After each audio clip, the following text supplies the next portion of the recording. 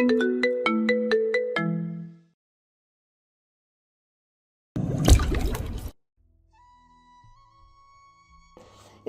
দাঁড়িয়ে আছে ঈশান, সাথে নয়ন, নিশি, নুরি আর ছোট বিচ্ছু, তিনজনও রয়েছে। রিশা, রোশনি, রাফিকে কিছুতেই বাড়িতে রেখে আসা যায়নি। এক প্রকার হাত পা ছোড়াছুড়ি করে কান্নাকাটি করে এর সাথে এসেছে। সে বারবার বুঝিয়েও লাভ হয়নি। ঘণ্টাখানেক হলো এখানে দাঁড়িয়ে আছে তারা। ছেলে মেয়েগুলো আসতে পেরে মহাখুশি। ঈশান ভেবে পায় না মাঝরাত্রিরে এত মাতামাতি করার কি আছে। মেয়েটা 15-16 ঘন্টার জার্নি করে ফিরছে, কতটা টায়ার্ড হতে পারে স্পষ্ট বোঝা যাচ্ছে। তাছাড়া জন্মদিন তো কাল সারাদিনও থাকবে। ভদ্রঘরের ছেলেমেয়েরা এমন মাঝরাতে স্টেশনে দাঁড়িয়ে জন্মদিন পালন করছে, বিষয়টাই দৃষ্টিকটু। কিন্তু কাকে বোঝাবে সেই সব? এরা না হয় ইম্যাচিউর, বাড়ির বড়রাই মূলত উস্কে পাঠিয়ে দিয়েছে। আশ্চর্য, বাড়ির মানুষ তার এক একজন। তার বাবা স্পষ্ট জানিয়ে দিলেন তার বাড়ির ছেলেমেয়েদের মান সম্মান এত ঠুনকো নয় যে নিজেদের জীবনের এতটুকু আনন্দ করলে সম্মানহানি ঘটবে। ঈশান আর কথা না বাড়ি এক প্রকার ধমকাতে ধমকাতে নিয়ে এসেছে সবকটাকে। তিতিরটা যথেষ্ট বড় হয়েছে, নিশি, নুরি আরও বড়, রিশা, রোশনি তারাও।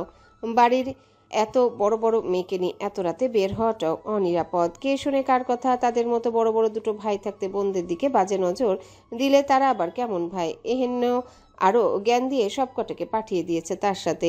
রাত্রির যখন 11টা বেজে 38, মোটামুটি মফস্বলের দিকে রাত 11টা মানেই মাঝরাতি বলা চলে। স্টেশন পুরোটাই ফাঁকা। আশেপাশে শুধু ঝিঝি পোকার শব্দ ভেসে আসছে। টিম টিম করে জ্বলছে স্টেশনের এক সাইডে ল্যাম্পপোস্টের আলোটা। ঈশান এই মুহূর্তে বুকে আড়াআড়ি হাত ভাঁজ করে খোলা যাত্রী ছাউনির পিলারে হেলান দিয়ে দাঁড়িয়ে আছে।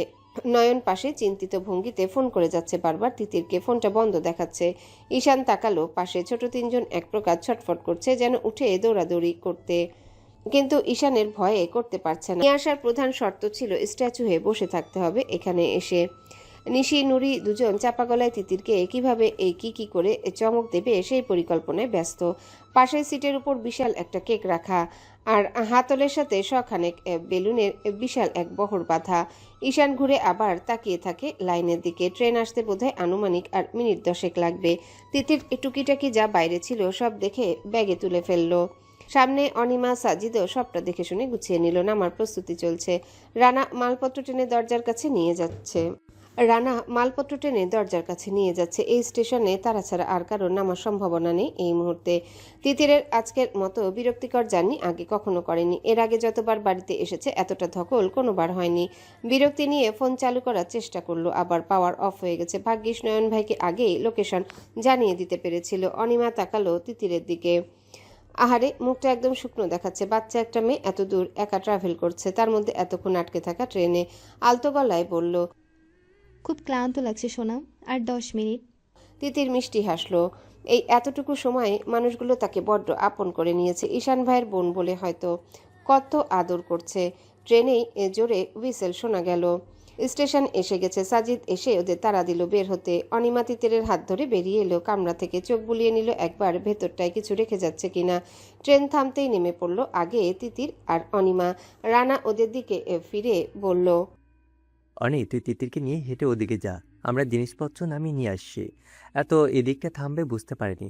তিতিরের তো অনেক জিনিস, আমরা ভ্যান ঠিক করে এগুলো নিয়ে আসছি। সামনে তিতিরের বাড়ির মানুষ আছে, যাই গিয়ে। তিতির অনিমার হাঁটা ধরল। বিশাল স্টেশনের মাঝামাঝি আসতে দূর থেকে হৈ হৈ করে ছুটে আসতে দেখা গেল কয়েকজনকে। অন্ধকার ঠেলে সামনে আসতে রিশা, রোশনি, রাফি ঝাঁপিয়ে পড়ল তিতিরের দিকে, জড়িয়ে ধরল বোনকে। তিতির ভারসাম্য রাখতে না পেরে পিছিয়ে গেল কয়েক পা। পড়ে যাওয়ার আগেই তাকে জড়িয়ে ধরল অনিমা। উচ্চস্বরে হেসে উঠল সবাই। দুহাতে জড়িয়ে রাখলো ভাই বোনগুলোকে। ওদের ছেড়ে সোজা হতেই দেখলো ছুটে আসছে নিশি, নুরি। তাদের বেশ খানিকটা পেছনে স্বাভাবিক গতিতে হেঁটে আসছে দুজন পুরুষ। নিশির হাত অনুসরণ করে উপরে তাকালো তিতির। কম করে হলেও 100 বেলুন একসাথে বাঁধা। মনটা খুশিতে লাফিয়ে উঠল। বড় দুবোন এসেও জড়িয়ে নিল। তারপর এক মুহূর্ত থেমে সবাই একসাথে উচ্চস্বরে চিৎকার করে উঠল, হ্যাপি বার্থডে বারবি ডল। তিতির বিস্ময়ে হা হয়ে গেল। এবার এতক্ষণে খেয়াল করলো তাকে নিতে বাড়ির সবগুলো ভাই বোনই এসেছে। খুশিতে চোখে পানি এসে গেল তার। সারাদিনের জার্নি নিমিষেই কেটে গেল। যেন খুশিতে কাঁপা গলায় বলল, থ্যাংক ইউ। এবার নয়ন এসে দাঁড়ালো তিতিরের পাশে। এক হাতে জড়িয়ে ধরলো মেয়েটাকে। অনিমা গিয়ে জড়িয়ে ধরলো ঈশানকে। অনিমাকে এখানে আশা করেনি সে। অনিমা বুঝতে পেরে একগাল হেসে বলল, আমাকে আশা করিসনি তাই না? ইচ্ছে করেই জানাইনি। তিতিরকে বলতে নিষেধ করেছিলাম, জানতাম সারপ্রাইজ হবি। ঈশান হাসলো, এদিক ওদিক তাকালো। অনিমা বলল, সাজিদ, রানা আসছে, জিনিসপত্র নিয়ে ভ্যানে। আমরা অপেক্ষা করিনি ওপাশে। ঈশান টুকটাক কথা শেষ করে তাকিয়ে রইল তিতিরকে দেখার জন্যে। সবার আড়ালে দেখাই যাচ্ছে না মেয়েটাকে, এমনভাবে সবকটা ঘিরে ধরে আছে, নয়নকে জড়িয়ে ধরে আছে। নয়নের কোমরের পিছনে তিতিরের ফর্সা ঘড়ি দেওয়া হাত দেখা যাচ্ছে। কেন যেন এই মুহূর্তে তার দারুণ বিরক্ত লাগছে। ঈশান ঠায় দাঁড়িয়ে রইল সেভাবেই। এবার নিশি নুরি ঘুরে তিতিরকে নিয়ে হাঁটা দিল কেকের দিকে। ওরা সরতে দৃশ্যমান হলো যে সাক্ষাৎ এক হুড়পড়ির। ঈশান থমকে গেল এক মুহূর্ত, পলক ফেলতে ভুলে গেল বোধহয়। সামনের মেয়েটা কোনো এক রূপকথার গল্পের রাজকন্যা মনে হচ্ছে, অস্বাভাবিক সুন্দর একজন কিশোরী। দুপাশে কোমর ছড়ানো চুলগুলো বেনি করে রাখা, সারাদিনের ক্লান্তিতে চুলগুলো বেশ অগোছালো, অবাধ্য একগোছা চুল চোখে মুখে লেপ্টে আছে। দারুণ ক্লান্তি ভর করেছে ওই মায়াবী লাল টকটকে মুখটায়। কমলার কোয়ার মতো লাল গোলাপি পাতলা ঠোঁটখানা, গায়ে সাদা আনারকলি। ঈশানের মনে হলো এরকম মেয়ে দুনিয়ায় হতে পারে না। হঠাৎ করে মাঝরাত্রিরে গ্রামের এই শুনশান স্টেশনে এমন মেয়েকে দেখলে যে কোনো মানুষ আসমানে জিন পরি ভেবে ভুল করে বসলে অস্বাভাবিক হবে না বিষয়টা। পরীরা বোধহয় এমনই দেখতে হয়। হঠাৎই নয়নের হাতের ঝাঁকিতে ঘোর কাটল ঈশানের। পাশে তাকাতে খেয়াল হলো আশেপাশে সবাই ইতিমধ্যে তিতিরকে নিয়ে চলে গেছে ওদিকটায়। নয়ন চিন্তিত গলায় বলল, ঠিক আছে ভাই, চলো ওদিকটা যাবে, চলো। ঈশান ঘুরে তাকায়, তিতিররা হই হুল্লোড় করছে। নয়নকে যেতে বলে সে ঠায় দাঁড়িয়ে থাকে কিছুক্ষণ। নয়ন মাথা নেড়ে দ্রুত পায়ে হেঁটে যায় বাকিদের দিকে। এতক্ষণে কোন খেয়ালে ছিল সেটা মাথায় আসতেই চমকে উঠল। নিজেই ধিক্কার জানালো নিজেকে। কি ভাবছিল সে এতক্ষণ? ছোট বোন হয় তার তিতির, সেটা মামাতো ফুপাতো যেমনই হোক, বোন তো বোনই। ঈশান বিরক্ত হলো নিজের উপর। সবার এত এত বর্ণনায় মেয়েটাকে এত বছর পর একটু বেশি দেখার ইচ্ছা ছিল বোধহয়। রূপের বর্ণনায় চোখের সামনে মেয়েটার রূপেই সেই ঘরে চলে গিয়েছিল, আর কিছু না। নিজেকে একগাদা বুঝ দিয়ে হাঁটা দিল সবার দিকে। পকেট থেকে হাতড়ে ফোন বের করে কল করলো সাজিদকে, জানালো তারা আসছে। মালপত্র ভ্যানে তুলছে। ঈশান দাঁড়ায় ছেলেমেয়েগুলোর দিকে, সবাই হই হুল্লোড় করছে। এরই মধ্যে তিতিরের মাথায় প্রিন্সেস ক্রাউন দেওয়া হয়ে গেছে, কেক সাজিয়ে ফেলা হয়েছে। ঈশান তাকিয়ে থাকে সেদিকে। মেয়েটা সত্যি স্নিগ্ধ। হঠাৎই বেশ কয়েক বছর আগের মেয়েটাকে থাপ্পড় মারা দিনটার কথা মনে পড়ে গেল। দারুণ মায়া হলো এই মুহূর্তে তার। এই গালে হাত তোলা যায়। তিতির এখন নিশি নুরি নয়নের কাছে সারাদিনের বিরক্তিকর অভিজ্ঞতা জানাচ্ছে হাত নেড়ে নেড়ে। পিছনে ভ্যানের শব্দে তাকালো সবাই। ভ্যান এসে পাশে থামতেই নিশি থতমত খেয়ে গেল। অনিতা, নুরি, সাজিদ মিটিমিটি হাসে দুজনার দিকে তাকিয়ে। রানা ইতস্তত করলো খানিকটা, তারপর স্বাভাবিকভাবেই নামলো। নিশির দিক থেকে দৃষ্টি সরিয়ে জড়িয়ে ধরল ঈশানকে। নয়ন এসে হাত মেলালো দুজনের সাথে। সবাই মিলে মালপত্র নামিয়ে ভ্যানওয়ালাকে ভাড়া মিটিয়ে বিদায় দিল। অনিমা এগিয়ে এলো এবার। তাকে আসতে দেখে ভ্রু কুচকে কড়া চোখে তার দিকে তাকালো রানা। অনিমা সেই দৃষ্টি থোড়াই পরোয়া করলো। ঈশানের পাশে দাঁড়াতে দাঁড়াতে বলল, হ্যাঁ রে ঈশান, বলি হারি, ওকে একটু ওদিকটায় যেতে দে, বেচারা ক্লান্ত, একটু এনার্জির দরকার।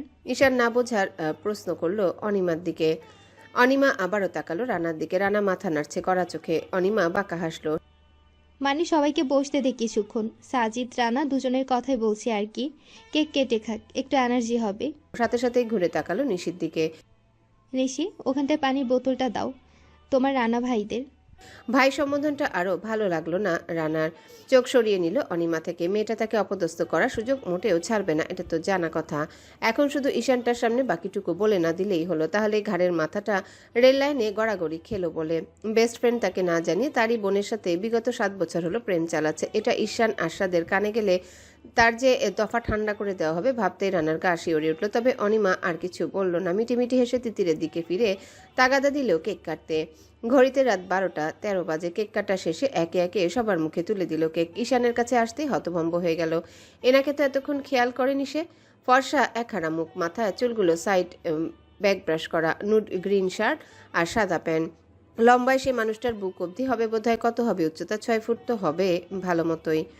পেশি ফুলে ফেপে শার্ট ভেদ করে আসতে যাচ্ছে। কালচে গোলাপি ঠোঁট, কপাল কুচকে তাকিয়ে আছে চারিদিকে। পুরুষ মানুষ এত সুন্দর কেন হবে যে প্রথম দেখায় মনটা বেহায়া হয়ে যাবে? এ আবার কোন ধরনের বিচার? সে এই মুহূর্তে কেকের টুকরোখানা হাতে নিয়ে হাঁ করে দেখছে ঈশানকে। হুট করে তাদের ড্রয়িং রুমে সাজিয়ে রাখা ফটো ফ্রেমের কথা মনে পড়ে গেল। হ্যাঁ, ওখানেই দেখেছে। দ্বিগুণ হাঁ হয়ে গেল মুখটা তার। অস্ফুটে বলল। ঈশান নির্বিকার চোখে তাকিয়ে রইল। মেয়েটার উপর রাগ লাগছে তার। কি আশ্চর্য, এতক্ষণে তাকে চোখে পড়ল। জলজান্ত একটা মানুষ কে নাকি এই মেয়ে এতক্ষণ খেয়ালই করেনি, তাকে খেয়াল করেনি। ঈশান আরশাদকে খেয়াল করেনি, এটা মানা যায়? রাগ সংবরণ করলো, গম্ভীর গলায় বলল, ভালো আছি। তিতির মাথা নাড়ালো হালকা। এই মানুষটাকে এতক্ষণ দেখেনি কেন সে? কেকের টুকরোখানা কি করবে বুঝতে পারছে না। সবাইকে তো খাইয়ে দিল, ঈশান ভাই কি খাবে? তিতিরের দোনামোনা বুঝতে পারছে সবাই। নিশি খপ করে তিতিরের হাতখানা টেনে নিল, ভাইয়ের মুখের দিকে উচ্ছ্বসিত গলায় বলল, হাঁ করো দা ভাই, বারবি লজ্জা পাচ্ছে তোমাকে খাওয়াতে। ঈশান ডানে বায়ে মাথা নাড়ালো। হুম, তোরা খা, আমি এসব খাই না। নিশি মুখ বাঁকালো। একদিনের ব্যাপারই তো। ঈশান চোখ বড় করে তাকালো নিশির দিকে। নিশি ছেড়ে দিল তিতিরের হাত। বুঝলো ভাই খাবে না যখন বলেছে, আর জোর করে লাভ হবে না। তিতির আবদার মাখা চোখে তাকিয়ে রইল কিছুক্ষণ ওভাবেই ধরে।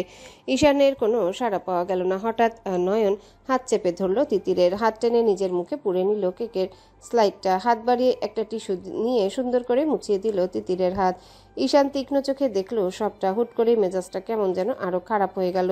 দুহাত পকেটে গুজে এগিয়ে গেল রাস্তার দিকে। ঘাড় ঘুরিয়ে গম্ভীর গলায় শুধু বলল, সবাই 5 মিনিটের মধ্যে গাড়িতে উঠে বসবি। অভদ্রদের মতো সারা রাতের রাস্তা কাটানোর পরিকল্পনা করছিস নাকি?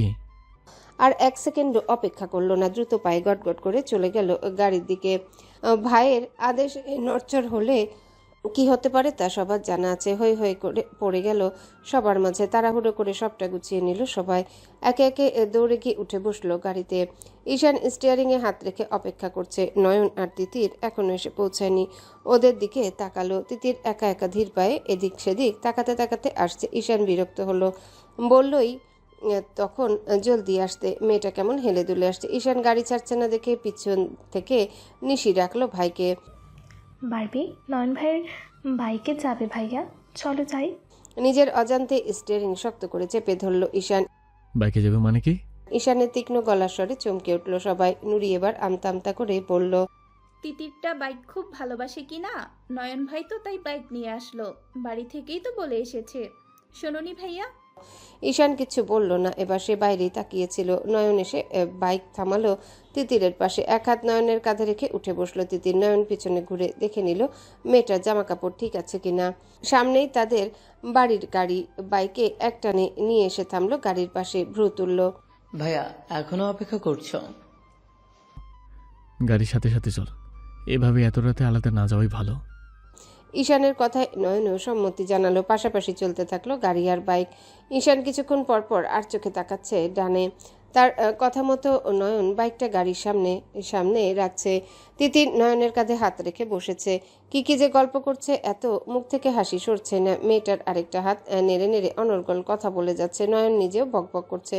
দুজনের গল্প বেশ জমে স্পষ্ট বুঝতে পারছে ঈশান। হঠাৎ পিছিয়ে গেল সামান্য বাইকটা। ঈশান বিরক্ত হলো, ভ্রু কুচকে তাকালো লুকিং গ্লাস। এখন অবশ্য মেয়েটার মুখে স্পষ্ট দেখতে পাচ্ছে পাশাপাশি, বরং তাকাতে অসুবিধা হচ্ছিল। আধা খোলা বেবি হেয়ারগুলো একগোছা ওড়াউড়ি করছে, চোখে মুখে ঢেকে দিচ্ছে। মেয়েটার সেদিকে কোনো খেয়াল নেই। সাদা দোপাট্টা পিছনে উঠছে। একটু পরপর ঠান্ডা বাতাসের আবেশে চোখ মুখ বন্ধ করে অনুভব করছে যেন। আর রইল বাকি মুখের হাসি। ওটা এক মুহূর্তের জন্য সরছে না। স্বর্গের অপ্সরা লাগছে যেন। গাড়ির ভিতরে সবকটা উচ্চস্বরে গল্পগুজব করছে। হঠাৎ কাঁধে ধাক্কায় চমকে তাকালো বাঁ দিকে। বাঁ পাশে নিয়াজ বসেছে। ঈশান তাকাতেই দুই ভ্রু উপরে তুলে বলল, কখন থেকে ডাকছি সবাই, কোথায় আছিস? রুষার কাছে। পেছন থেকে অনিমার গলার হাসির রোল পড়ে গেল পুরো গাড়িতে। ঈশান খানিকটা অপ্রস্তুত হয়ে পড়ল। টনকও নড়ল বোধ হয়। অবচেতন মনটা ব্যঙ্গ করলো তাকে তিতিরকে নিয়ে ভাবার জন্যে। বাকিদের কথা সলয়ে কান দিল না, আর না তো ওদের গল্পগুজবে সায় দিল। মনোযোগ দিল ড্রাইভিংয়ে। মধ্যরাত, ঘড়িতে সময় দেখাচ্ছে রাত্রে 1:45। অথচ দেওয়ান বাড়ির বাইরে বা ভিতরে কোনোটা দেখে বোঝার উপায় নেই। এখন রাত। ঈদের দিনের মতো হইচই বাড়ির ভিতরে। বাড়ির গিন্নিরা রান্নাঘর থেকে ডাইনিংয়ে ছোটাছুটিতে। ছোটরা এই ঘর থেকে সে ঘর হবে বা না কেন। কতগুলো বছর পর বাড়ির সবকটা ছেলে মেয়েকে একসাথে পাচ্ছে তারা। কর্তারা সোফায় বসে টিভি ছেড়ে নিজেদের মধ্যে গল্পগুজবে ব্যস্ত।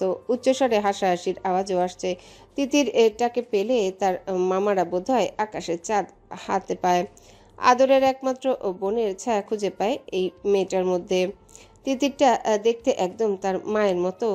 তিতির বাসায় এসে সবার আদরে আদরে দম ফেলারই সময় অবধি পাচ্ছে না। এইমাত্র এসে দাঁড়ালো তার নানু আপুর রুমের সামনে। নানু সে ঘুমায়নি সেটা জানে।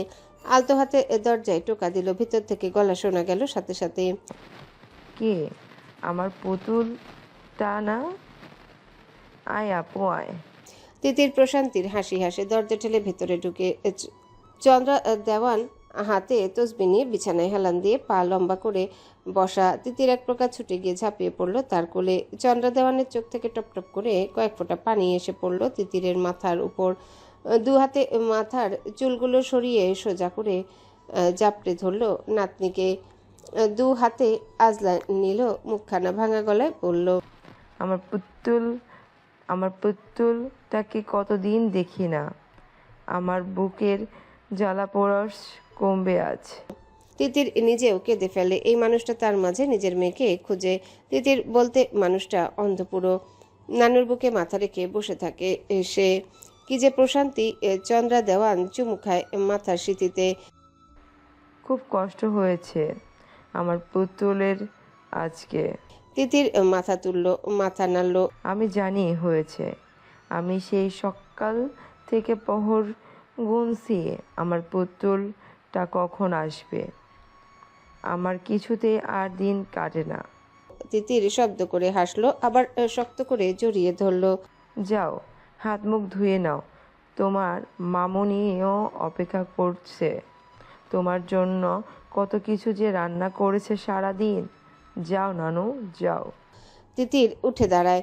নানুর কপালে চুমু খেয়ে বিদায় নিয়ে ফিরে আসে নিজের রুমে। দরজা খুলতেই মনটা ভালো হয়ে যায়। একদম যেরকম রেখে যায় প্রতিবারই সেরকম পায়। তার মামুনিরা এক বিন্দুও ধুলো জমতে দেয় না।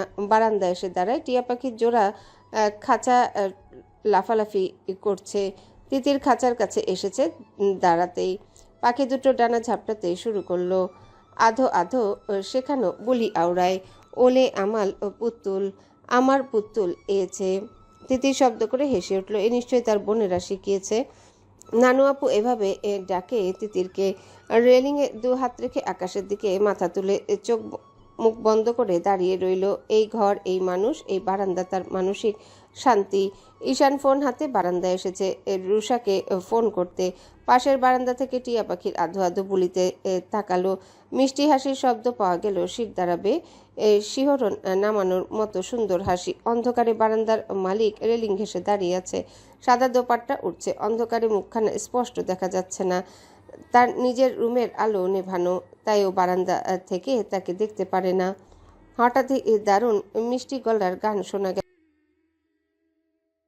ঈশান থমকে দাঁড়িয়ে রইল। কি দারুণ গলা! বুকের ভিতর ঢিপ ঢিপ করছে গানটা শুনে। নিজেও গা এলিয়ে বসলো রকিং চেয়ারটায়। ঈশান চোখ বন্ধ করে প্রতিটা শব্দ অনুভব করছে। হঠাৎই তিতিরের ফোনটা বেজে উঠল। ফোনটা তুলল সে। ঈশান ভাই। ঈশানের কানে আসলো নামটা। সোজা হয়ে বসলো, কপাল কুঁচকে তাকিয়ে রইল। Thank you so much. না না, গিফট কোনো বিষয়ই না, সেটা নেওয়ার সময় তো সামনে পড়েই আছে, তখন হাঁপিয়ে যাবেন আমার আবদারে। না, কোনো সমস্যা হয়নি। স্টেশনে কাজিনরা সবাই এসেছিল। না, খাইনি এখনো, ফ্রেশ হব তারপর খাবো। আপনি খেয়েছেন? ওপাশের মানুষটা কি বলল? তিতির খিলখিল করে হেসে উঠল। ঈশান বুকের ভেতর চিকচিক ব্যথা করে উঠল হাসির শব্দটায়। কার সাথে কথা বলছে মেয়েটা এত নরম গলায়? ছেলেটা কে? ওর বয়ফ্রেন্ড? ভাই বলতো না তাহলে কে? তিতির কথা বলতে বলতে ভিতরে চলে গেল। দরজা আটকানো শব্দ শোনা গেল। ঈশান দীর্ঘশ্বাস ফেলল। যেই হোক লোকটা, যা ইচ্ছা করুক মেয়েটা, তার কি? ফোন হাতড়ে ডায়াল করলো রুষার নাম্বার। মেয়েটা বাবার খোঁজ নেওয়া উচিত। ওপাশ থেকে কল তুলল না কেউ। সময় দেখলো রাত অনেক, ঘুমিয়েছে হয়তো। ফোনটা টেবিলে রেখে চোখ বন্ধ করে রইল। আর একটু দেই মা, কেমন শুকিয়ে গেছে আমার মাটা। স্ত্রীর কথায় মাথা ঝাঁকালেন রাইসুল দেওয়ান। বাকিরাও সাথে সাথে সায় দিল। বড় মামুনি, আমি বাড়ি আসলে কখনো তোমার মনে হয়েছে আমার স্বাস্থ্য হয়েছে? আমাকে তো তোমাদের সব সময়ই কঙ্কাল লাগে। বড়গিন্নি মুখটা আরো কুঁচকে নিল, ধমকে উঠল। চুপ করো তুমি, মা হও তখন বুঝবে সন্তান নিয়ে টেনশন কাকে বলে। নিশি নুরিরা মুখ টিপে হাসে। তাদের 3 মা চাচি একের পর এক খাবার তিতিরের প্লেটে দিয়ে যাচ্ছে। মেয়েটা হাঁপিয়ে গেছে পুরো। আর সম্ভব না ছোট মামুনি, দিও না আর। খেলেই তো না, কি খাস কি না খাস, খাওয়ার রুচি চলে গেছে। হোস্টেলের খাবার মানুষ খেতে পারে নাকি? তিতির অসহায় দৃষ্টিতে তাকায় আশেপাশে। তাকে বাঁচার নোর একমাত্র মানুষ নয়ন ভাই। নয়ন মায়ের হাত থামিয়ে দিল, এগিয়ে নিল তিতিরের প্লেটটা, এক সাইড থেকে খাবার ঢেলে নিল নিজের প্লেটে। মায়ের দিকে তাকিয়ে বলল, মা, মনি বলছে এত খেতে পারছে না, তাও জোর করছো? জানি করে এসে এত খাওয়া যায়? গিন্নিরা মুখে আঁচল চাপা দিয়ে হাসি আটকালো। এই মেয়ের প্রতি ছেলেটার আলাদা টান কারোর নজর এড়ায় না। রাহিয়ান সাহেব নিজেও ছেলের দিকে তাকিয়ে নিঃশব্দে হাসলেন। মাথা নামিয়ে সবাই মন দিল খাওয়ায়। নুরি ভাইকে ধাক্কা দিল, বাঁকা গলায় বলল, ভাইয়া আমিও খেতে পারছি না, নিবি? নুরির কথায় টান ধরতে পারলো নিশি, নয়নও পারল। নয়ন চোখ গরম করে তাকালো বোনের দিকে। নিশি মাথা নামিয়ে নিল হাসি লুকাতে। এসবের মাঝে একটা হাত থমকে আছে, নীরবে খাবারের দিকে তাকে পর্যবেক্ষণ করছে সবটা। বছর 12-13 আগের কথা মনে পড়ে গেল তার। তিতিরটা সবসময় তার প্লেট থেকে খেতে চাইতো, তাই চাইতো ঈশান ভাই তাকে খাইয়ে দিক। এমনকি নিজের প্লেটের খাবারটা শুধু ঈশানকেই দিত। মেয়েটা ছোট্টবেলায় তার নেওটা ছিল। ধীরে ধীরে পড়াশোনার চাপ, বাবার শাসন সবেতে পড়ে সে হয়ে গেল বদমেজাজি। মেয়েটা ধারে কাছে ঘেঁষতে চাইতো না। তারপর আর ধীরে ধীরে তো আরও দূরত্ব। ফলস্বরূপ শেষ 8-9 বছর বোধহয় আর দেখেনি মেয়েটাকে। সে বাড়ি এলে ভুলেও নামতো না আর নিচে আসতো না তার সামনে। হয়তো অভিমান মনে হয়েছিল ও বাচ্চা মনে, কিন্তু এখন সেসব কি বাচ্চা মেয়েটার মনে আছে? নেই বোধহয়। বড় হয়ে গেছে এখন, আজ 20 পূর্ণ হলো। বাচ্চাটা তো নেই, বরং কিশোরী ধাপটাও পেরিয়ে যাবে যাবে ভাব। চোখ তুলে তাকালো তিতিরের মুখ পানে বাচ্চাই লাগছে। এত খাওয়ানোয় অভিমানে গাল ফুলিয়ে আছে। আস্তে আস্তে বাকি খাবার চিবোচ্ছে। নয়ন এটা সেটা তুলে দিচ্ছে নিজের প্লেটে, আবার তিতিরের পছন্দসই কিছু তুলে দিচ্ছে মেয়েটার পাতে। ঈশানের হঠাৎই ভীষণ রাগ হলো। আগের কথা মনে পড়ে বোধহয়। ঝট করে উঠে দাঁড়ালো, সবাই তাকালো ওর দিকে। মা, আমার খাওয়া শেষ। বড় গিন্নি তাড়াহুড়ো পায়ে এগিয়ে আসলো ছেলের দিকে, মৃদু আর্তনাদ করে উঠল, হ্যাঁ রে বাবা, খেলেই না তো কিছু। খেয়েছি মা, পেট ভরা। বলে আরেক সেকেন্ডও দাঁড়ালো না ওখানে। হাতটা ধুয়ে গটগট করে সোজা চলে গেল উপরে নিজের ঘরে। একে একে সবার খাওয়া শেষে চলে এলো নিজ নিজ রুমে। রাইসুল সাহেবকে বারবার সতর্ক করে দিলেন, আজ রাত যেন তিতির এর ঘরে কেউ বিরক্ত না করে, মেয়েটাকে যেন ঘুমোতে দেওয়া হয়। সবাই মানল। সত্যি ক্লান্ত আজকে মেয়েটা, বিশ্রাম দরকার। কিন্তু আসি আসি করছে। হাতে গোনা আর কয়েকটা দিন পরে পহেলা ফাল্গুন। গাছের পাতা ঝরে পড়া শুরু করে দিয়েছে বেশ কয়েকদিন আগে থেকে। বর্তমান আবহাওয়ার সাথে মুড সুইংয়ের দারুণ একটা সম্পর্ক আছে। ঠান্ডা বাতাসে গাছের পাতা ঝরে পড়ার দৃশ্য কখনো কখনো পৃথিবীর সকল সৌন্দর্যকে হার মানায়, কখনো বা হারিয়ে যাওয়া নিদারুণ ব্যথা মনে করে দেয়। তিতির সকাল সকাল ঘুম থেকে উঠেছে আজকে। এত রাত করে ঘুমানোর পরেও একাই 7 সকালে ঘুম ভেঙে গিয়েছে। তার কারণ অবশ্য অনেকগুলো। প্রথমত, বাড়িতে আসলে গ্রামের সকালের পরিবেশের থেকে সুন্দর আর কিছু হয় না। তার উপর যদি সেটা হয় মাঘের শেষের কোনো সকাল। সকালবেলা বেশ ঠান্ডা থাকে, তবে আগের মতো এত কুয়াশা থাকে না। রাতের কুয়াশায় শিশিরগুলো জমে থাকে লতা পাতায়। তারপর তিতির টিয়া পাখিগুলো তো আছে। সকাল সকাল হই হাঙ্গামা শুরু করে দেয়, সাথে গ্রামে আরও পাখির কলকাকলি তো আছে। তিতির বারান্দায় দাঁড়িয়ে আছে। সকাল 6টা বাজে। নিচে মালিক একা আগাছা পরিষ্কার করছেন। পাশে বেশ কয়েকটা মরিচের চারা দেখা যাচ্ছে। ড্রাইভার আঙ্কেল গাড়ি ঘষা মাজা করছেন। দারোয়ান টুলে বসে তসবি পড়ছে।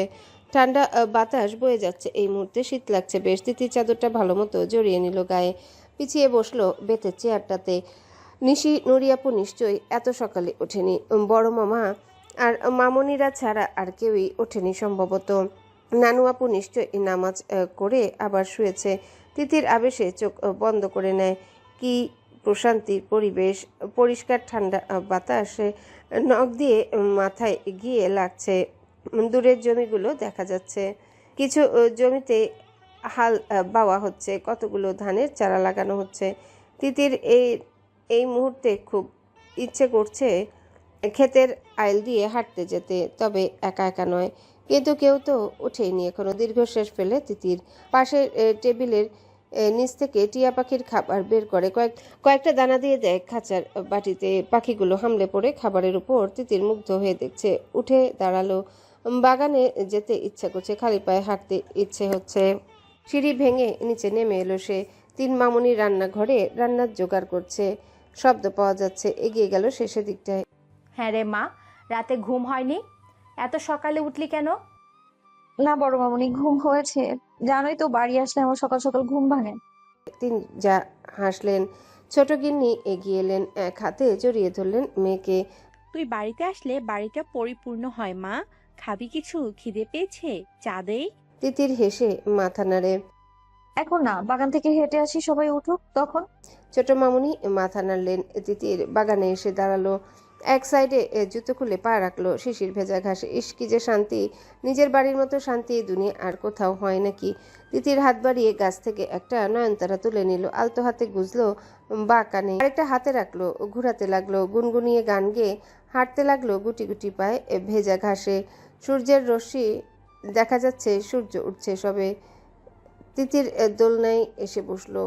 গদির মতো দোলনা, দুপা তুলে আরামে হেলান দিয়ে বসা যায়। কয়েক বছর আগেই তার মেজো মামা তার জন্য এটা নিয়ে এসেছিল।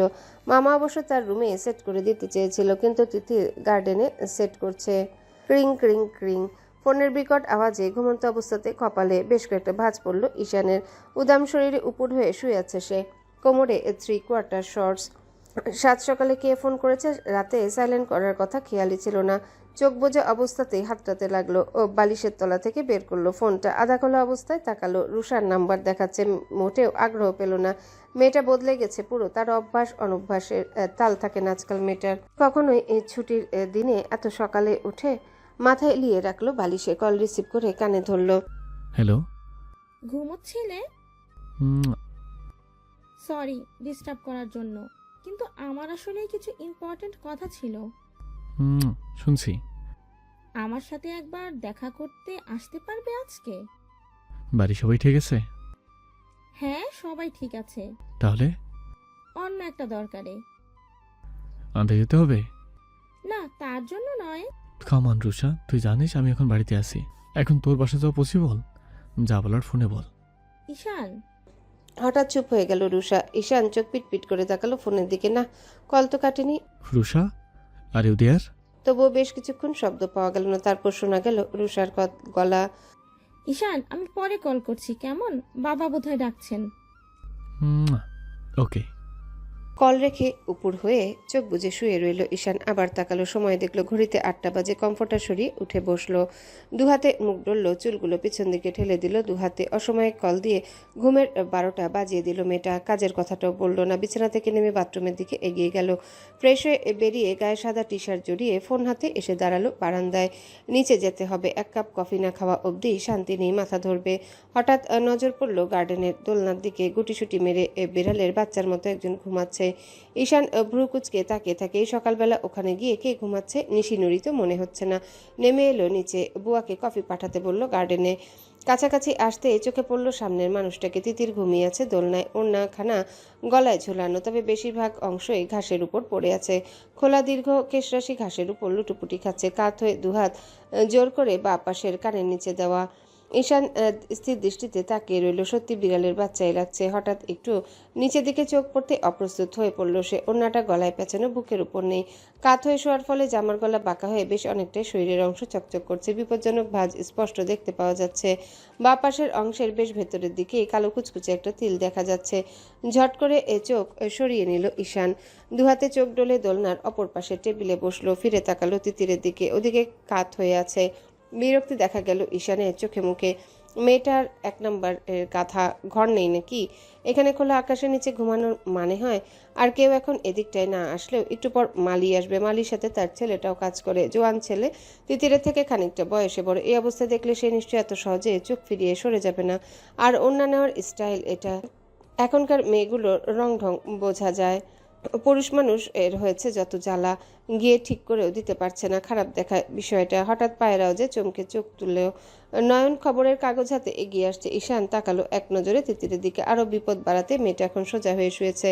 ঠিক কিচ্ছু হয়নি, উল্টো আরও চোখে পড়ছে এদিক থেকেও। ঈশান চোখ ফেরালো। আবার নয়ন ততক্ষণে এসে বসে পড়েছে বেতের চেয়ারটায়। ঈশান খেয়াল করলো নয়নকে। খবরের কাগজে কিছু একটা মন দিয়ে পড়তে পড়তে আসছিল। তা তিতিরকে দোলনায় খেয়াল করেনি। কাগজটা রেখে ঈশানের দিকে চিন্তিত চোখে তাকালো। চাকরি বাকরি করবো না ভাই, সিদ্ধান্ত নিয়ে নিয়েছি। কেন? আবার কি হলো? কি পরিমাণ করাপশন সব জায়গায় দেখেছ? ঈশান হাসে। তা তো সবখানেই। ওইটাই, কি দরকার প্রেশার নিয়ে? তোমার মতো জিনিয়াস নই যে সব কিছুর ঊর্ধ্বে হয়ে যাবে। এর চেয়ে ভালো বিজনেসে জয়েন করে ফেলে, কি বলো? তোর যেটা ভালো মনে হয়। আমি নিজেও ভাবছি বাচ্চা চাষুদের ওপর প্রেশার কমাতে বোধহয় তোকে আর আমাকে হাত লাগাতে হবে, যতদূর বুঝলাম। সত্যি ভাই, গ্রেট, ট্রাস্ট মি, বড় আপু দারুণ খুশি হয়ে যাবে। ঈশানের কথায় চকচক করে উঠল নয়নের চোখ মুখ। ঈশান হাসে ভাইয়ের কথায়। রহিমা খালা এসেছে কফি দিতে। দুই ভাইকে কফি ঠেলে দিয়ে চলে গেলেন উনি। অসহ্য, পর্দা টেনে দে মিনু বাচ্চা। ঘুমন্ত মেলি গলার আওয়াজে চমকে আশেপাশে তাকায় নয়ন। ঈশানও তাকিয়েছে বইকি। বিরক্তিতে মুখ ছেয়ে গেল। ঘুমানোর সময় মনে ছিল না কোথায় ঘুমাচ্ছে, এখন ঘুমের ঘরে উল্টাপাল্টা বকা হচ্ছে। নয়ন অবাক হয়ে তাকিয়েছে, ভাইয়ের দিকে তাকালো বিস্ময় নজরে। ও এখানে কি করে? ঈশান নির্বিকার মুখ বানালো, চোখ সরিয়ে চুমুক দিল কফির গ্লাসে। কি জানি, খেয়াল করিনি তো, মাত্রই দেখলাম। নয়নকে দারুণ চিন্তিত দেখালো। ঝটপট উঠে দাঁড়ালো। দোলনার দিকে পা বাড়াতে ঈশান ডেকে উঠল। ওদিক কোথায় যাচ্ছিস? ও এখানে কেন দেখবো না? এখানে ঘুমোচ্ছে কেন? কেমন বেকায়দায় ঘুমিয়ে আছে, ঠান্ডার মধ্যে, গায়ে কিছু নেই।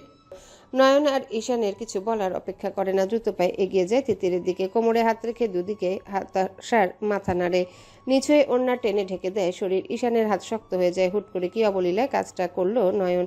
সে পারল না কেন? তারও তো উচিত ছিল এটা। নয়ন আলতো হাতে মাথা ঝাঁকালো তিতিরে। তিতির উঠল না, বরং আরো উল্টো পাশ ফিরে গলা পেঁচিয়ে ধরল নয়নের। ঈশানের মেজাজ খারাপ হচ্ছে মেয়েটার উপর। নয়ন পাজা কোলে তুলে নিল তিতিরকে। ভাইয়ের দিকে তাকিয়ে বলল, ওকে রুমে দিয়ে আসি ভাই, ডেকে ঘুমটা নষ্ট না করি। ঈশান নিজেকে স্বাভাবিক রাখার চেষ্টা করছে, হালকাভাবে মাথা নাড়ে। নয়ন তিতিরকে কোলে নিয়ে চলে যায় বাড়ির ভেতর। ঈশান স্থির দৃষ্টিতে তাকিয়ে রইল সেই দিকে। কিছু একটা ফিল হচ্ছে যেটা হওয়ার কথা নয়, অন্তত তিতিরের জন্য তো নয়। বোন হয় তার মেয়েটা। কই, রুষাকে তো তাদের বন্ধুরা টাচ করে, পড়ে গেলে ধরে। তার কখনো খারাপ লাগেনি। সে টক্সিক বয়ফ্রেন্ড নয়, এটা নিয়ে বন্ধু মহলে বেশ প্রশংসা শুনতে পেত সে। আজ এই মেয়েটাকে নিয়ে এমন রাগ হচ্ছে কেন তাহলে? তাছাড়া বাড়ির সবার কথায় যতটুকু বুঝেছে, সে নয়ন বেশ পছন্দ করে তিতিরকে। বাড়ির সবারও তাতে স্পষ্ট মত আছে বলে বোঝা যায়। আর অনেক আগে থেকে নয়ন তিতিরের বিষয়টা সবাই মেনে নিয়েছে। হুট করে একদিন এর ব্যবধানে তার এমন মনে হওয়ার কারণ কি? ছোটবেলায় এই মেয়ে তার জন্য পাগল ছিল, এখন নেই তার জন্যে। ঈশান নিজের উপর দারুণ বিরক্ত হয়। একই ছেলে মানুষের চিন্তা ভাবনা। মাঝখানে কেটে গেছে আরও 4টি দিন। তিতির আসার পর এই 4 দিন সে মোটেও আনন্দে করতে পারেনি। বলা যায় সে মুডেই ছিল না, থাকতে পারেনি। সেদিন সকালে তিতির হুট করে নিজেকে আবিষ্কার করে বিছানায়। চমকে উঠে বসতেই তার মনে পড়ে সে ভুলে ঘুমিয়ে গিয়েছিল দোলনায়। কে আনলো তাকে? ভাবতে ভাবতে বিছানা থেকে নিজের চিৎকার চেঁচামেচির আওয়াজ আসে কানে। ছুটে গিয়ে বুঝতে পারে এই শব্দ তার নানুর রুম থেকে আসছে। চন্দ্রা দেওয়ায় অসুস্থ হয়ে পড়েছেন। 3 দিন হাসপাতালে রেখে আজকে বাড়িতে নিয়ে আসা হয়েছে। বাড়ির ওপরে এক প্রকার ঝড় বয়ে গেছে এই কয়টা দিন। তিতির ফ্রেশ হয়ে বেরিয়ে এলো। নিশিয়াপুর রুমের দিকে পা বাড়াতে শটান সামনে এসে পড়ল ঈশান। তিতিরের মুখ গিয়ে সজোরে ধাক্কা খেলো ঈশানের শক্তপোক্ত বুকে। বডি ওয়াশের করা ঘ্রাণ পাওয়া গেল মানুষটার শরীর থেকে। চমকে গিয়ে নাক ডলতে ডলতে সিঁড়ির ওপরের দিকে ঘাড় উঁচিয়ে তাকালো তিতির। ঈশান চোখ লাল করে তাকিয়ে আছে তার দিকে। তিতির তড়িঘড়ি করে দুপা পিছিয়ে গেল। ঈশান এক প্রকার খেকিয়ে উঠল। দেখে চলে শিখিসনি? মেয়ে মানুষ এত ক্যালে ঝলে চলে? মেয়ে মানুষের জাতেই একটা উজবুক। তিতির মুখ বাঁকালো। সামান্য একটা বিষয়ের জন্য মেয়ে জাতি তুলে বকাবকির কি আছে? আশ্চর্য কিছু বলার জন্যে নিজেও চোখ গরম করে তাকালো, কিন্তু সামনে সুদর্শন পুরুষ মানুষটাকে শক্ত কথা বলতে ইচ্ছে হচ্ছে না এখন কেন যেন। 3/4 ঢোলা কার্গো প্যান্ট পরা, গায়ে navy blue fitting T shirt, শরীরে পেশিবহুল স্পষ্ট দৃশ্যমান হয়ে আছে। হাতের পেশিগুলো ফুলে ফেপে উঠে আছে। টপ টপ করে পানি পড়ছে ভেজা চুলগুলো থেকে। সবে বোধহয় শাওয়ার নিয়ে বেরোলো। বোধহয় নয়, সত্যি। একই পরিমাণ যে বডি ওয়াশের ঘ্রাণ পাওয়া যাচ্ছে। তিতির নিজের মনকে ধমকে পাশ কাটিয়ে চলে যেতে পা বাড়াতেই টান পড়ল চুলে। হ্যাঁচকা টানে দুপা পিছিয়ে আবারও মুখোমুখি হলো ঈশানের। এক হাতে বৃথা টানাটানি করলো কয়েকবার হাত থেকে চুল ছাড়ানোর। ঈশান বাঁকা হাসলো, মুখ এগিয়ে কানের কাছে এনে বলল, ঈশান, আরশাদের গায়ে জোরকে হেলে ফেলে ভেবেছিস? তো তোর মতো একটা বিড়ালের বাচ্চা ছটফট করলে সে ছেড়ে দেবে? তিতির ব্যথায় চোখ মুখ খিচে বন্ধ করে আছে। লোকটার এমন ব্যবহারের কারণ কি? সেদিন হসপিটালেও কষিয়ে রাম ধমক দিয়েছিল, তার দোষ কি ছিল? সে তো সামান্য টং ঘরে বসে চা খাচ্ছিল। তখন যদি ওইটুকু সিটে গা ঘেঁষে হুট করে কেউ বসে তাতে তার দোষটা কোথায়, সে সরেই বসতো। তার আগে ঈশান এসে ধমকাধমকি করে ভিতরে নিয়ে আসে। সে কি যেন তেন ধমক, খালি বোধহয় পাবলিক প্লেস বলে গায়ে হাত তোলেনি। তিতিরের ইচ্ছা করছিল লোকটার চুলের মুঠি ধরে গরম চায়ে চুবাতে, এখন যেমন ইচ্ছে হচ্ছে। আরেকটা টান লাগতেই চোখে পানি চলে এলো তিতিরের। কি আশ্চর্য, ছাড়ুন বলছি। এ কি স্বভাব? চুল ধরে টানছেন কেন? বড় মামাকে কিন্তু বলে দেবো। ঈশান বোধহয় আরো খেপে গেল, পেঁচিয়ে ধরলো চুল। বল যা, এখনই বলবি। না ছাড়লে যাবো কিভাবে? ছাড়ুন। দেখুন যাই কি না না যাই, ভাবছেন সাহস নেই আমার? ঈশান রাগে চোখ বড় বড় করে ফেলে। বেয়াদব, বড়দের সাথে কিভাবে কথা বলতে শিখিসনি? না শিখিনি। এখন ছাড়ুন তো। বড় ভাই এই জন্য যা ইচ্ছে তাই করবে নাকি? মগের মূল্য। ঈশানের এবার রাগটা আরো দ্বিগুণ হলো, কোনো কারণ ছাড়াই। টাকা টাকা বলছি। তিতির ফট করে তাকালো, চোখ টলমল করছে। ঈশানের দৃষ্টিতে গা কেঁপে উঠল তিতিরের। ঈশান উপর থেকে নিচে অব্দি চোখ বুলালো একবার, আবার চোখে চোখ স্থির করলো। এইভাবে ওড়না নেওয়া কে শিখেছে তোকে? কিভাবে? অবাক চোখে ঈশানের দিকে তাকিয়ে রইল। ঈশানের নজর অন্যরকম কেন লাগছে? কি বলেছে এই নজর? নজর অনুসরণ করতে একটা হার্টবিট মিস হয়ে গেল তিতিরের। দ্রুত হাতে ওড়না টানা দিয়ে নামালো বুকের দিকে খানিকটা। মানুষটা তার থেকে বেশ লম্বা। নিচু হয়ে নিজের বুকের উপর চোখ রাখতেই চমকে উঠল তিতির। ডান হাত চেপে রাখলো বুকের উপর। ভেতরে কি পড়েছিস সেটা দেখাইতে সবাইকে? তিতির লজ্জায় চোখ নামিয়ে নিল। কি রে, পিঙ্ক পছন্দ খুব? তিতিরের মুখ হা হয়ে গেল, লজ্জায় মুখ লুকানো জায়গা পাচ্ছে না। তার ইনারের রং পিঙ্ক। লোকটা তার মানে দেখে ফেলেছে। মেজাজ গরম হলো তিতিরের। দেখবে না আবার জিরাফের মতো লম্বা। উপর থেকে এর নিচে তাকালে যত ঢাকায় থাকুক কোনাকুনি দিয়ে ঠিকই চোখে পড়বে। তাই বলে ওভাবে তাকাতে হবে? নিজের দৃষ্টি সংযত করবে না অসভ্য মানুষটা? ঈশান এবার বেশ শক্ত গলায় বলল, ভালো করে জড়িয়ে নে গায়ে, ফাঁসির দড়ির মতো ঝুলে রাখার জন্য ওড়না না। বালাই শার্ট গলায় দড়ির মতো ঝুলিয়ে রাখবো কেন? এটা তো মেয়েদের স্টাইল। ও আপনি বুঝবেন না। ঈশান চোখ পাকালো। যে বুঝ বুঝতে গেলে তোকে ফুফুতো বোন থেকে ফুফুতো বউয়ের নজরে দেখতে হবে। এই বুঝ বোঝার আমার দরকার নেই, যা বললাম শোন। তিতির চমকে উঠলো। কি সব কথাবার্তা? মুখটা বাঁকালো, ঠোঁট উল্টে বলল, আপনি তাহলে এরকম ঠিঙ্গি শরী নিয়ে খালি গায়ে হাফ প্যান্ট পরে ঘুরঘুর করবেন না একদম। আমার ক্ষেত্রেও একই যুক্তি প্রযোজ্য। মামাতো ভাই থেকেও বললাম না আর মুখে বাঁধে। ঈশানের রাগে মাথা ফেটে যাচ্ছে। এ কি বেয়াদব মেয়ে, কথাই শুনে না, বোঝার চেষ্টা করে না। ওর ভালোর জন্যই তো বলা হচ্ছে। দেখে তো বোঝা যায় না, এত কথা আসে কোথা থেকে? তুই আমার হাঁটুর বসে হবি, বেয়াদবি না করে কথা মান। তিতির নির্বিকার চোখে অন্যদিকে তাকিয়ে বলল, সেম টু ইউ। হোয়াট? যেটা বললেন সেটাই, সেম টু ইউ। আর আমি যদি আপনার হাঁটুর বয়সী হই তাহলে নিজের এই বয়স্ক মাথাটা কাটিয়ে দয়া করে হাঁটুর বয়সী বাচ্চার দিকে নজর না দিয়ে নিজের বয়স্ক শরীরটা ঢাকুন। এই মেয়ে বলে কি? ঈশান আসাদ বয়স্ক। মেজাজ আরো হতে উঠল ঈশানের। আমি বসক? I am only 28। নারী জাতি বলতে ঠাটা বাঁচাল। পুরুষ জাতি বলতেই তো নজর। থাক, বললাম না আর বড় ভাই হন সম্পর্কে। সিঁড়িতে পায়ের শব্দে চুল ছেড়ে দিল ঈশান। তিতির ঘাট ডলতে ডলতে পাশ কাটিয়ে দ্রুত পায়ে চলে গেল সেদিকটা। ঈশান পিছনে তাকিয়ে দেখলো মেয়েটা ছুটে চলা। বেয়াদব কোথাকার। বিড়বিড়িয়ে চলে এলো নিজের রুমে। রুষা তোকে ফোন করেছিল ঈশান? নিয়াজের প্রশ্নে মাথা তুলল না ঈশান। ফোনের স্ক্রিনের দিকে চোখ রেখে উত্তর দিল, কিছু বলেছে তোকে? না, কি একটা পরে বললে বলবো। ঈশান, শুনছি। রুষার বোধহয় কিছু একটা হয়েছে। ঈশান মাথা তুলে নিয়াজের দিকে। ফোনটা বন্ধ করে প্যান্টের পকেটে গুজে রাখে, স্থির দৃষ্টিতে তাকিয়ে থাকে। কি হয়েছে? আই গেস তুই রেগে যাস না প্লিজ। রাগের কথা না হলে রাগ করবো না। নিয়াজ উসখুস করলো কিছুক্ষণ, একবার তাকালো বাকি বন্ধুদের দিকে, সবাই মাথা ঝাঁকালো। নিয়াজকে বলতে বলল কিছু একটা। নিয়াজ ফিরে তাকালো আবার ঈশানের দিকে, ধীর গলায় বলল, আই গেস রুষা বিয়েটা করতে চাচ্ছে না ঈশান। ঈশান কপাল কুঁচকে এলো। রুষা বিয়ে করতে চাচ্ছে না? তোদেরকে বললো? ও তো আমাকে কিছু বলেনি। তাছাড়া বিয়ের কাহিনী শুরুটাও ওর করা, আমার নয়। নিয়াজ শুকনো ঢোক গিলল। এবার মুখ খুলল অনিমা। আমার সাথে কথা হয়েছে ওর। ইনফ্যাক্ট ওখানে ওরা সবাই ছিল আর কি। তুই এসে পৌঁছাবার আগে আমরাই কল করেছিলাম খোঁজ খবর নিতে আর কি। ওকে স্বাভাবিক লাগলো না, কথাবার্তা কেমন একটা। তোদের বিষয়টা নিয়ে আপসেট। ঈশান কথাবার্তার মাথা মুন্ডু কিছু বুঝতে পারছে না। রুষার সাথে তার কি হবে? কিছুই না, সবই নর্মাল। এসব কথার মানে কি? আমার সাথে ওর কিচ্ছু হয়নি, কিচ্ছু না। বাড়ি আসার পর 3বার কল করেছি ওর বাবা খোঁজ নিতে। ইভেন ওর যে আমার বাসায় আসা কথা ছিল হুট করে ও ক্যান্সেল করলো, মানে করতে হলো আর কি এটাকে নিয়ে।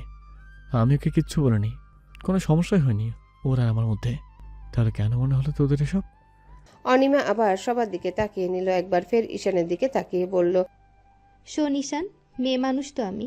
ঋতু আছে, ওকে জিজ্ঞেস কর। ওর কথাবার্তার ধরন স্পষ্ট, ও কিছু একটা নিয়ে স্যাটিসফাইড নয়। ঈশান বাঁকা হাসে, বাতাসে এলোমেলো হওয়া চুলগুলো 2 হাতে ঠেলে পেছনে দেয়। কি আশ্চর্য, সেটা না বললে বুঝবো কিভাবে? আমি তো আমার দিক থেকে ঠিকই আছি। আগে প্রেম প্রেম করতো, তখনও রাগ করিনি। পরে প্রেমিক হিসেবে সবাইকে পরিচয় দিত, সেটাও কিছু বলিনি। একটা সময় মনে হয় ঠিক হয়ে যাবে, হয়নি। ওর উপর তখন রাগ করিনি, বরং তোদের কথায় নিজেকে বুঝিয়েছি মেয়েটাও ভালো, আর দিন শেষে পরিবারও চাপ দিবে বিয়ে নিয়ে। আমার লাইফে প্রেম ভালোবাসা এইসবের জন্য আলাদা সময় কোথায়? সব জেনে এমে থাকতে চাচ্ছে, থাকুক, দেখা যাবে পরে। তারপর নিজ থেকে গেছে ও। আমার দিক থেকে কোনো প্রকারের এক্সপেকটেশন ওর উপর ছিল না, ওকে রাখতেও নিষেধ করি। এখন আবার হুট করে বিয়ের কথা। ওকে, সেটাও ভেবে দেখলাম, ঠিক আছে করবো বিয়ে। আবার নিজ থেকে আবার ওর এসব মনে হওয়ার কারণ কি? এত বছরে মনে হয়নি ওর? ঈশান হেসে দুদিকে মাথা নাড়ল, হতাশা প্রকাশ করলো নাকি তাচ্ছিল্য বোঝা গেল না। বন্ধুরা নিজেরাও সবাই সবটা বুঝতে পারছে, সত্যি তাই। রুষা সবসময় নিজে থেকে, নিজের ইমাজিনেশন থেকে সবটা সাজিয়েছে। ঈশান কখনো অসম্মান করেনি রুষাকে এসব নিয়ে। রুষা জেনে শুনে জড়িয়েছে এসবে। আজ এই মুহূর্তে এসে ঈশান কি চায় আগে এই করা উচিত ছিল। আর 5টা প্রেমিকরা কি করে সেগুলো নিয়ে কথা তুললে হবে? অনিমা ঈশানের কাঁধে হাত রাখলো। তুই একবার কল কর রুষাকে, আঙ্কেল অসুস্থ, ও বোধহয় কিছু একটা নিয়ে ডিপ্রেসড, তাই এমন বলছে। ঈশান স্থির হয়ে তাকিয়ে রইল কিছুক্ষণ, ভাবলো কিছু একটা, পকেট থেকে ফোন বের করে ডায়াল করলো রুষার নাম্বারে। 3বারের বার কল তুললো ওপাশ থেকে। ওপাশে প্রচুর মানুষজনের আওয়াজ আসছে, শব্দে এক প্রকার ফোন কানে ধরে রাখা জুলুম হলো ঈশানের। লাউড দিয়ে দূরে ধরলো ফোনটা। এত আওয়াজ, কই আছিস? একটু বাজারে এসেছি। কিছু বলবি? বললি তখন বল। রুষা চুপ করে রইল। একটু পর তার আশেপাশে থেকে শব্দ রুমে এলো, অনেকটা দূরে গিয়ে দাঁড়িয়েছে হয়তো। এবার গলার আওয়াজ বেশ স্পষ্ট লাগলো। ঈশান, আই গেস আমি আমাদের বিয়েটা নিয়ে তোমাকে বেশি চাপ দিয়ে ফেলছি। এমনটা মনে হওয়ার কারণ? অনেক কারণ। সেটা এত বছর কেন মনে হয়নি? জানি না, কবে থেকে মনে হচ্ছে? হঠাৎ করেই। বেশ, এখন? রুষা ঈশানের এহেন নির্বিকার ভঙ্গির পিঠে আর কি বলবে গোছাচ্ছে হয়তো। খানিকটা সময় নিয়ে বলল, তুমি আমাকে ভালোবাসোনি কখনো, বেসেছো কি? বিয়ের পর হয়তো বাঁচতাম। ওটা পরের কথা, আগের কথা বলছি। এখন না। তবে বিয়েটায় রাজি হয়েছো কেন? অ্যারেঞ্জ ম্যারেজ করে না মানুষ। রুষা হেসে ফেলল, হাসিটার অর্থ কি ধরা গেল না। তার মানে এতদিন আমার সাথে এসব কি ছিল? ঈশান বিরক্ত হচ্ছে এখন। মেয়ে মানুষের হেয়ালির সাথে সে পরিচিত নয়, পছন্দ করে না। কি ছিল?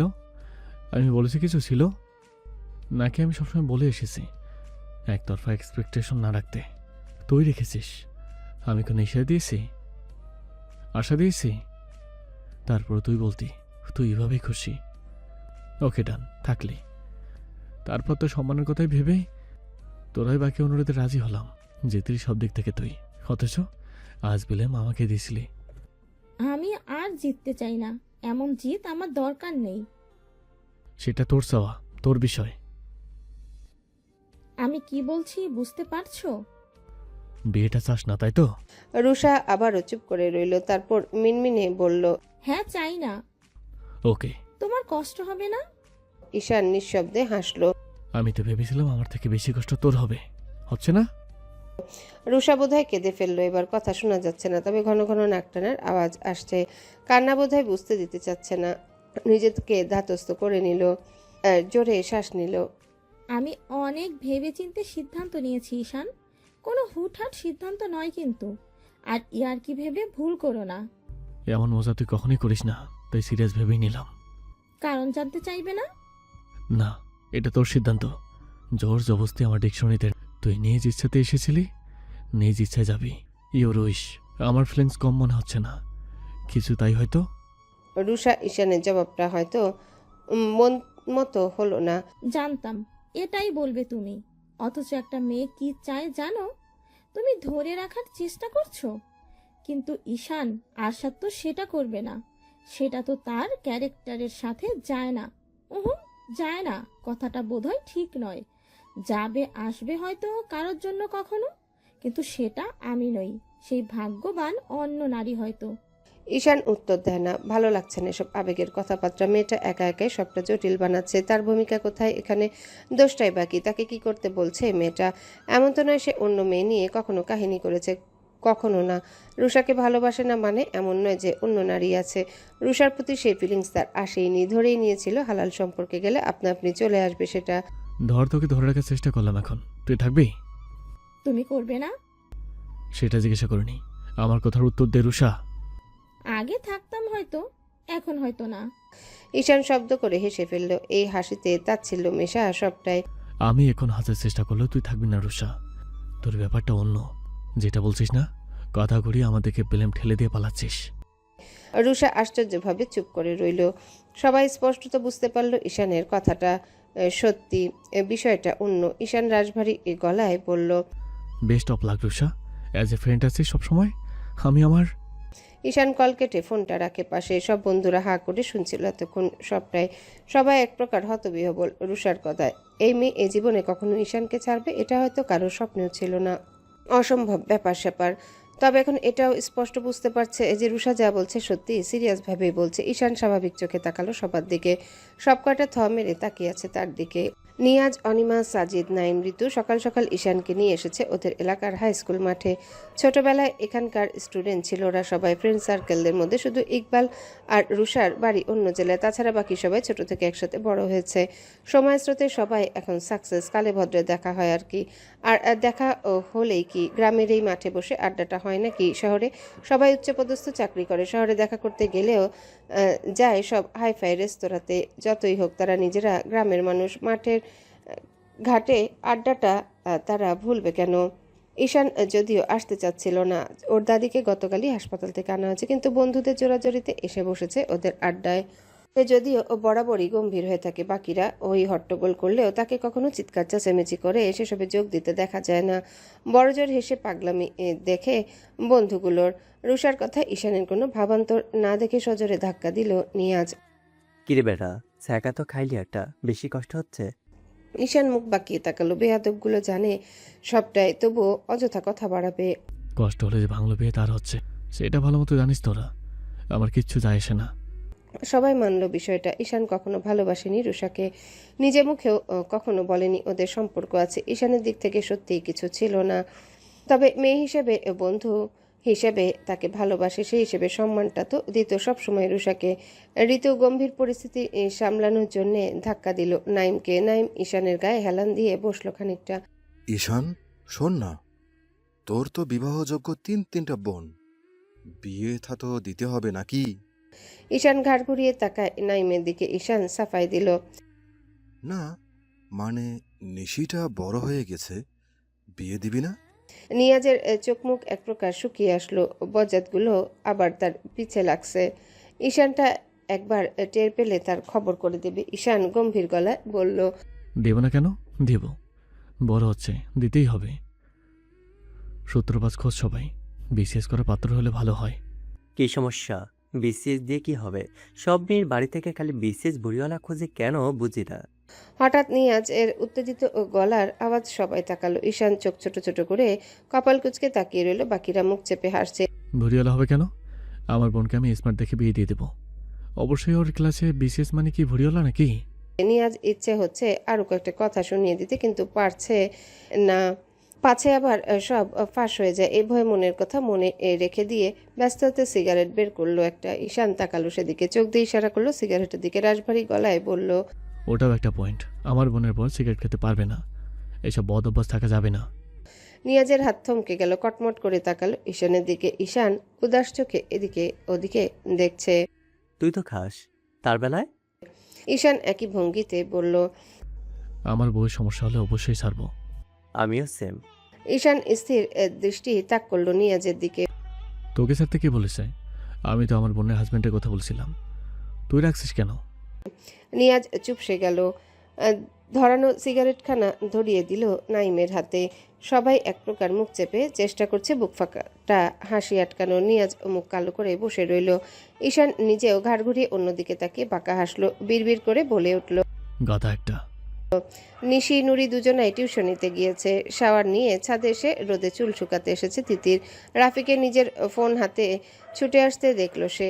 তোমার ফোন কখন থেকে বাজছে? নাও। রাফি ফোনটা হাতে দিয়ে যেভাবে এসেছিল ঠিক সেভাবে ছুটে গেল। এক প্রকার ফোনের দিকে তাকাতে রাহাত ভাইয়ের নাম ভেসে উঠল।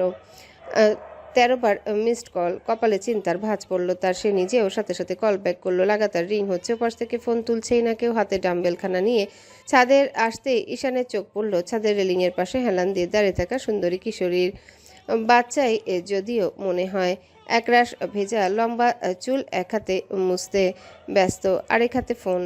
ঈশান সিঁড়ির কোঠা দরজাতে দাঁড়িয়ে রয়। কি স্নিগ্ধ দেখাচ্ছে মেয়েটাকে। এই মেয়েকে দেখে কেন জানি তার বোন ফিলিংসটা আসতে চায় না।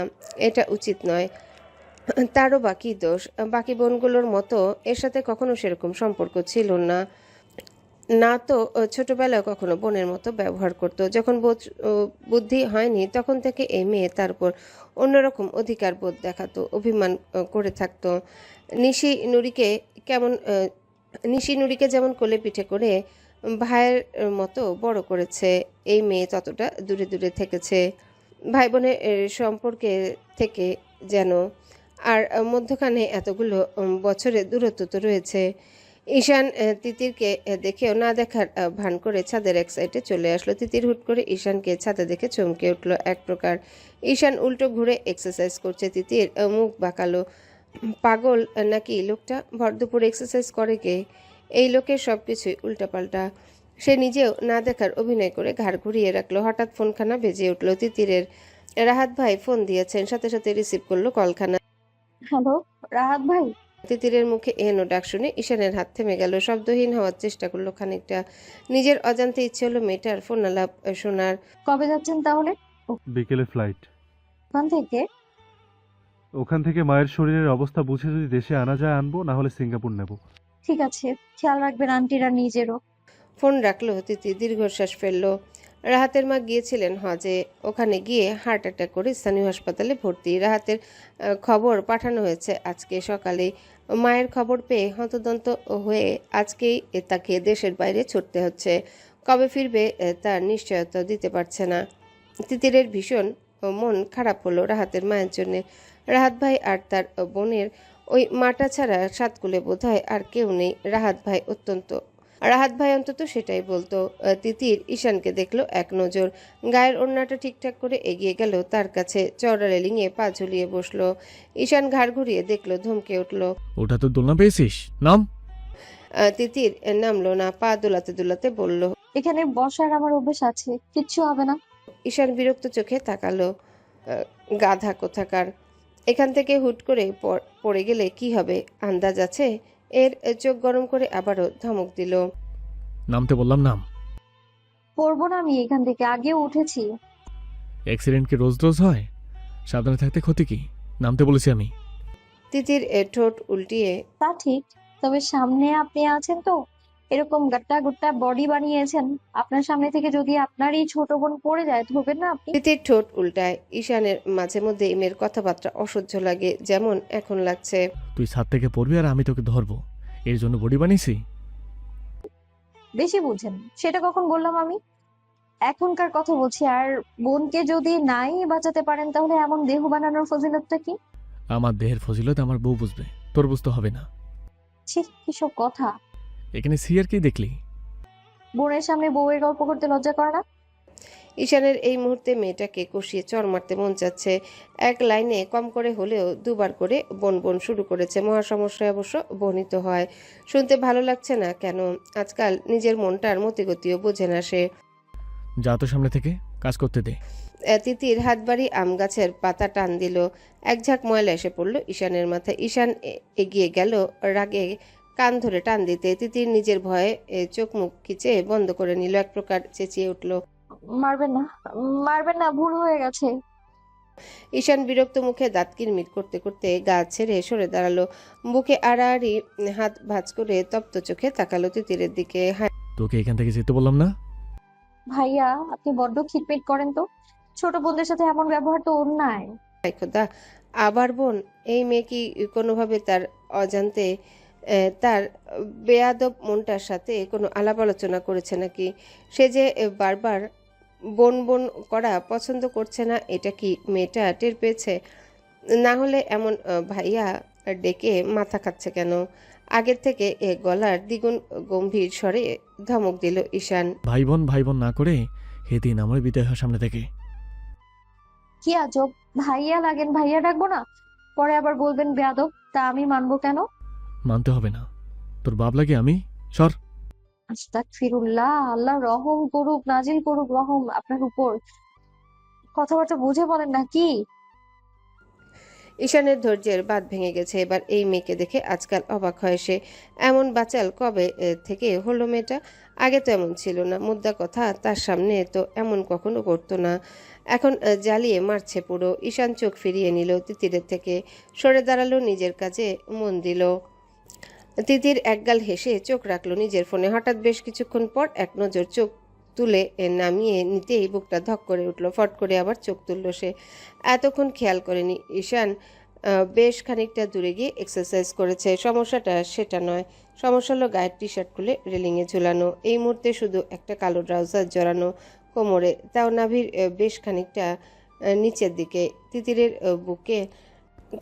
বুকের ভেতর ধুকপুকানি শব্দ বোধহয় বাইরে থেকে শোনা যাচ্ছে। হা করে তাকিয়েছে সামনে পুরুষটার দিকে। ঘেমে নিয়ে একাকার, চুল থেকে টপাটপ করে ঘাম ঝরে পড়ছে। প্রতিবার পুশআপের সাথে পেশিগুলো ফুলে ফেপে উঠছে, ঘামে চিকচিক করছে পেশিবহুল শরীরখানা। নিয়মিত শরীরচর্চার ছাপ স্পষ্ট পুরো শরীর জুড়ে। ঈশান উঠে দাঁড়াতেই চোখ গেল তিতিরের দিকে। হা করে তাকিয়ে আছে, গিলে খাবে যেন, কপাল কুচকে তাকিয়ে রইল। এগিয়ে আসলো খানিকটা ওর দিকে। না, কোনো হেলদোল নেই, একই দৃষ্টিতে তাকিয়ে আছে। ঈশানের নিজেও আনিজি লাগছে। আরেকটু এগিয়ে এক হাত রাখলো রেলিংয়ে, তড়ি বাজালো তিতিরের মুখের সামনে। চমকে উঠল।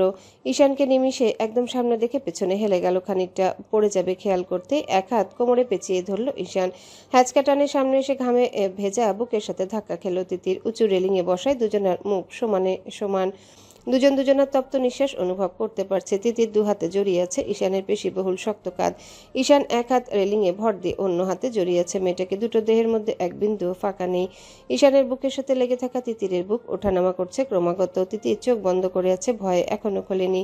ঈশান ভয়ার্ত মুখটা পরখ করলো একবার। দারুণ ভয় পেয়েছে। তিতির এর কপাল থেকে শুরু করে দৃষ্টি নামালো ধীরে ধীরে নিচের দিকে। ঠোঁট কামড়ে ধরে আছে যথারীতি হ্যাচকা টানে। ওড়না সে ফাঁসে দড়ির মতো গলায় আটকে আছে। যেখানে থাকা দরকার সেখানে নেই। একইভাবে ঈশানের নিজের শরীরের ঘামে ইতিমধ্যে ভিজিয়ে উঠেছে মেয়েটার স্কাই ব্লু কালারের জামাখানা। ঈশান ঘোর লাগা চোখ সরাতে পারল না, চোখ আটকে রইল। তার আর তিতিরের বিদ্রোহ প্রকাশ্যে ব্যস্ত, লাগাতার ওঠানামা করা ফাঁকাবিহীন বুক জোড়ার দিকে। তিতির রীতিমতো হাঁপাচ্ছে ভয়ে, নাকি ঈশানের এহেন গভীর ছোঁয়ায় তার বুকের ভিতরে হৃৎপিণ্ডটাও ঠিকরে বেরিয়ে আসতে চাইছে। খালি গায়ে স্পষ্ট দৃশ্যমান সেই ওঠানামা। তিতির এরও তাই। নারী দেহের আকর্ষণীয় অংশটুকু আরো আকর্ষণ করতে ব্যস্ত যেন। ঈশান ধীরে ধীরে আবার মুখ তুলে তাকালো তিতিরের মুখের উপর। কোমরে ধরে রাখা হাতটা মেয়েটার ভেজা চুলের পানিতে ভিজে গেছে পুরো। অন্য হাতে তিতিরের মুখের উপরে চুলগুলো সরিয়ে কানে গুজলো তিতির। কানে ঠান্ডা হাতের এমন নরম স্পর্শে কেঁপে উঠল। পিটপিট করে তাকালো ঈশান একদম তার মুখ বরাবরই। এতক্ষণে খেয়াল হলো শক্ত করে চেপে ধরে আছে তার কোমর। পড়ে যাবে এই রেশ। কেটে গেছে এতক্ষণে। কোমরের স্পর্শটা এখন ভয় ধরাচ্ছে কেমন একটা। দুহাত কাজ ছেড়ে দিল ঈশানের। বুকের উপর কাপা হাত রেখে ধাক্কা দিল। মিনমিনি গলায় বলল, নামতে দিন। ঈশান নড়চড় করলো না একটু, আর না তো নজর সরালো। তিতির একইভাবে আবারও ধাক্কা দিতে এই কোমরে আরো জোরে চাপ অনুভব করলো। ঈশান শক্ত করে চেপে ধরেছে। ব্যথায় মৃদু আর্তনাদ করে উঠল তিতির। লাগছে তো, আসতে দূর, নামতে দিন। ঈশানের কি হলো কে জানে। ডান হাতের বৃদ্ধাঙ্গুলি চেপে ধরলো তিতিরের ঠোঁটের উপর। হাসকিশরে বলে উঠল, উপস, এমন সাউন্ড দিচ্ছিস কেন? সমস্যা হচ্ছে আমার। তিতির চোখ বড় বড় করে ফেলল। ঈশানের কথা টান ধরতে না পারার মতো নির্বিষে মোটেও নয়। ঠোঁট চেপে ধরল লজ্জায়। প্লিজ ঈশান ভাই নামান। এবার বোধহয় কথাটা কাজে দিল। এহেন মুহূর্তে ভাই ডাক শুনে হয়তো হুঁশ ফিরল ঈশানের। কি অবস্থায় আছে দুজন খেয়াল হতে হ্যাচকা টানে নামিয়ে এক প্রকার ধাক্কা দিয়ে দূরে সরিয়ে দিল তিতিরকে। চোখ মুখ লাল হয়ে গেছে মেয়েটার। সামনে জামা একদম ঈশানের ঘামে ভিজে উঠেছে। তিতির নিজেও খেয়াল করলো সেটা। শরীরের ভাঁজ থেকে শুরু করে আরো অনেক কিছুই বের দৃশ্যমান হয়ে ফুটে উঠেছে। তিতির ফট করে ওড়না টেনে নামালো। জর্জেট ওড়নাখানায় লাভের লাভ কিছু একটা হলো না, ঘুরে দাঁড়ালো উল্টো হয়ে। ঈশান এই মুহূর্তে আকাশ পাতাল এক করে রাগ হওয়ার কথা, কিন্তু কি আশ্চর্য হচ্ছে না কেন? সে থ মেরে দাঁড়িয়ে আছে। পুরুষ মানুষ এই একটা জায়গাতেই হুঁশ খোয়ায় বোধ হয়, কিন্তু এমন তো আগে হয়নি। রুষা এর আগে একবার সুইমিং পুলে পড়ে গিয়েছিল, সেই তুলেছে। কই, এমন ফিলিংস তো হয়নি। হওয়া তো তখন উচিত ছিল, তখন না হয় এখন হচ্ছে। কারণ কি? এখন এমন ফিল হওয়া রীতিমতো অন্যায়। এই মেয়ের উপর তো আরও কি করছিল সে এতক্ষণ? কি করতে যাচ্ছিল? কোন খেয়ালে ছিল? কোথায় হারিয়ে গিয়েছিল? আর একটুর জন্য অঘটন ঘটায়নি সে। ঈশান পাশ ফিরল, টি শার্ট গায়ে জড়ানো, না ঘুরে ভারী গলায় বলল, নিচে যা, সোজা রুমে যাবি। তিতির বোধহয় এটার অপেক্ষাতে ছিল। দেরি করলো না, এক মুহূর্ত দ্রুত পায়ে নেমে গেল ছাদ থেকে। ঈশান জোরে শ্বাস ছাড়ল, পা পিছিয়ে সজোরে ধাক্কা খেলো। রেলিংয়ে দাঁড়িয়েই রইল ওভাবে থ মেরে। কিছু একটা ভুলভাল ঘটছে আজকাল, যেটা সে ধরতে পারছে না। হ্যালো বন্ধুরা, পরবর্তী পার্ট খুব তাড়াতাড়ি আসবে, তো সবাই অপেক্ষায় থাকো। আর চ্যানেলটি যারা এখনো সাবস্ক্রাইব করোনি তারা পরবর্তী পার্ট দেখার জন্য চ্যানেলটি সাবস্ক্রাইব করে রেখো। ধন্যবাদ সবাইকে, আমাদের সাথেই থেকো।